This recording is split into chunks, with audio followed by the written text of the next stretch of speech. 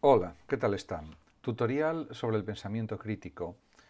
En este contenido que ofrezco, pues se trata de que los alumnos de secundaria y cualquier persona interesada, pues aprenda a desarrollar un pensamiento espontáneo, a desarrollar pues el diálogo, el razonamiento y también las reglas para un buen diálogo. Comienzo diciendo que pensar forma parte de nuestra naturaleza. También lo decía, por supuesto, el gran filósofo Aristóteles y lo han dicho todos los filósofos a lo largo de la historia. Por otra parte, también es verdad que existe el pensamiento espontáneo, de una manera, diríamos, directa, apenas sin esfuerzo, pues surgen los pensamientos en la mente. Y el problema que se presenta es que la mayor parte de ese pensamiento espontáneo es superficial. Por tanto, está cargado en muchas ocasiones de prejuicios o falsas ideas, se podría decir, o falsos conceptos, es parcial y llega a conclusiones precipitadas, erróneas, sin base. Por tanto, tiene que haber un pensamiento razonado, un pensamiento bien argumentado, y también podemos decir que el razonamiento es un tipo especial de pensamiento que consiste en conectar unas ideas con otras para ampliar nuestro conocimiento. Desde la perspectiva lógica se tienen unas premisas y se deriva una conclusión que procede de esas premisas primeras, de esas premisas de acuerdo con unos procedimientos lógicos. Así, por ejemplo, partimos de ideas que nos son familiares y que aceptamos como verdaderas y recorriendo la conexión que hay entre ellas llegamos a ideas nuevas que pasan a aumentar nuestro conocimiento. En este sentido, cabe decir que el razonamiento implica un proceso de pensamiento. No se trata ya de un fenómeno espontáneo, sino que exige un método, una elaboración, diríamos, minuciosa, pausada, reflexiva, etc. En cuanto al pensamiento crítico, pues es una forma de pensamiento que trata de mejorar la calidad de nuestros procesos mentales. Y eso se consigue reflexionando sobre ellos mismos de modo que nos aseguremos de que cumplen con unos niveles mínimos, podemos decir, de rigor intelectual. Es muy importante el rigor en el pensamiento porque eso proporciona profundidad a nuestra concepción del mundo, aumenta el valor de nuestras ideas, de nuestras opiniones y nos permite realizar acciones adecuadamente, como por ejemplo formular problemas con claridad y precisión, llegar a conclusiones y soluciones bien razonadas y bien desarrolladas, probándolas con criterios y con normas pertinentes, y también pues hace que podamos cooperar efectivamente con otros para encontrar soluciones a problemas complejos.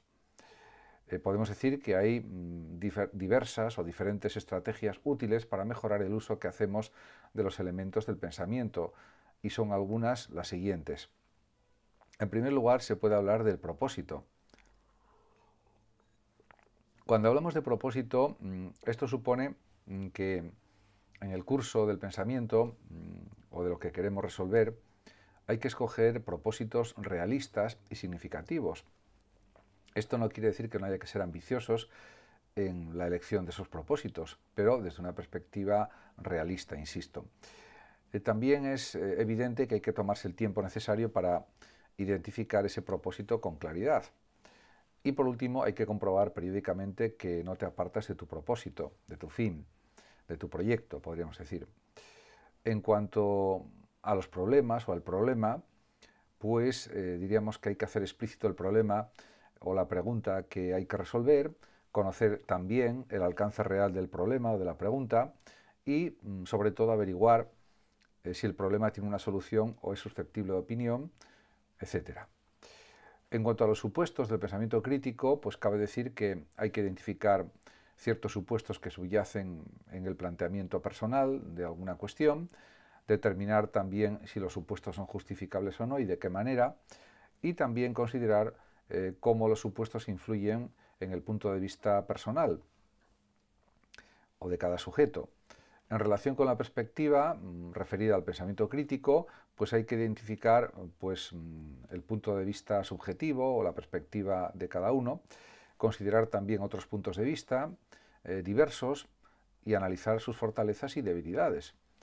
Y por último, esforzarse en ser imparcial al analizar los distintos puntos de vista. También es importante en el pensamiento crítico la información, asegurarse especialmente de que toda la información usada es clara, precisa y relevante, recopilar información contraria a la posición de uno mismo, así como aquella que la apoya, para confrontarlas y compararlas y analizarlas, estas informaciones, y limitar las afirmaciones personales a aquellas que puedan ser apoyadas por los datos y que por lo tanto sean concluyentes, sean veraces, sean verdaderas, podríamos decir. En cuanto a los conceptos, en relación con el pensamiento crítico, pues es evidente que hay que identificar los conceptos clave y explicarlos con claridad, porque si se explican confusamente, pues eso resta credibilidad al pensamiento crítico expresado.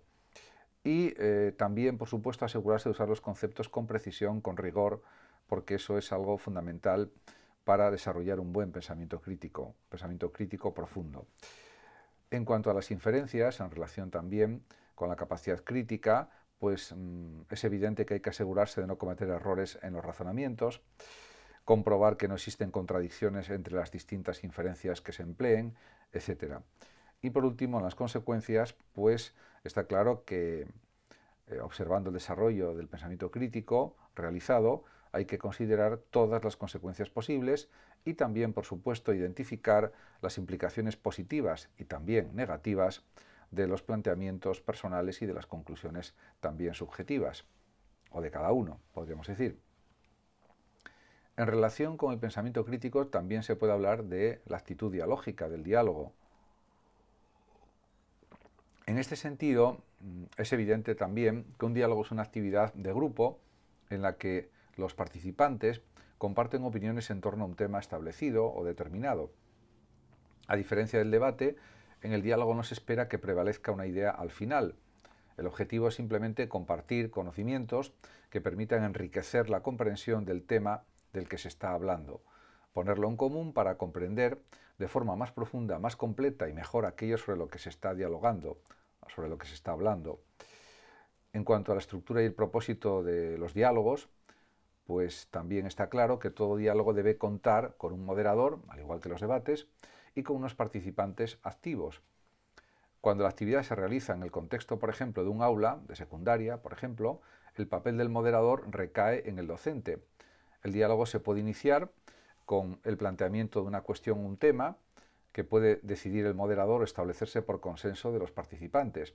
También las intervenciones deben ir pues encaminadas a responder a la cuestión planteada o a aportar puntos de vista sobre el tema basados en las creencias, ideas, opiniones o experiencias personales de quienes intervienen.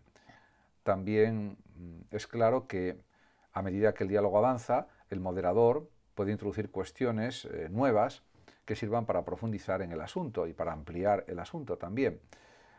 En definitiva, el diálogo puede concluir con el consenso de los participantes, aunque tampoco es algo obligatorio o necesario o que tenga que suceder de forma, diríamos, absolutamente necesaria, sino que depende del contexto, de las circunstancias, de lo que se esté hablando, etc. Muchas veces el diálogo termina reconociendo la complejidad del problema y sin una idea común definitiva sobre él, aunque puede haber pues, muchas ideas que se han extraído de ese diálogo, que podrían ser positivas para pues resolver el problema, quizás, o por lo menos pues nos hacen entender mejor el problema, como mínimo. En cuanto a las reglas para un buen diálogo, pues son parecidas a las del debate. Existen también reglas de conducta para los participantes y para el moderador, así como otras que orientan el tipo de intervenciones para que resulten más adecuadas, más apropiadas para el buen desarrollo de los diálogos. En cuanto a las reglas de conducta para los participantes, se puede señalar pues, una muy evidente, como es levantar la mano para pedir el turno de palabra y esperar hasta que la otorgue el propio moderador. También, por supuesto, y es algo de sentido común, mantener el silencio mientras otra persona interviene, tanto por respeto hacia la persona que está hablando, como para mantener la atención en lo que dice, por las dos cosas, claro.